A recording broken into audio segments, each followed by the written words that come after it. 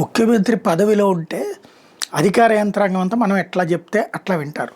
కానీ ఆ పదవి పోయాక అట్లా సాధ్యం కాదు. మమతా బెనర్జీకి సీన్ అర్థమైంది. నిన్నటిదాకా విపక్షాలతో ఫుట్బాల్ ఆడినటువంటి మమతా బెనర్జీ ఓటమి పాలయ్యాక ఒక నాటకం ఆడింది. అధికారులు తన వెంటే ఉంటారనుకుంది.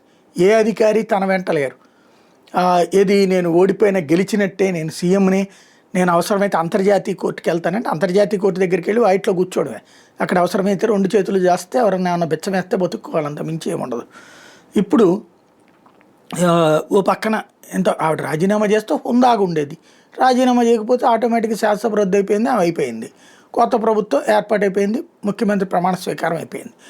ఇప్పుడు తన ఓటమిని అంగీకరించిందనమాట. తన ఎక్స్పోలో ఉండే తన ఖాతాకి పేరు మార్చిందనమాట.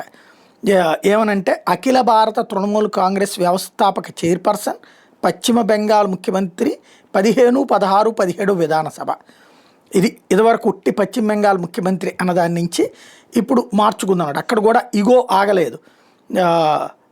ముఖ్యమంత్రి అనే పదాన్ని ఉంచుకుని 15, 16, 17 సభలకని చెప్పుకుందనమాట.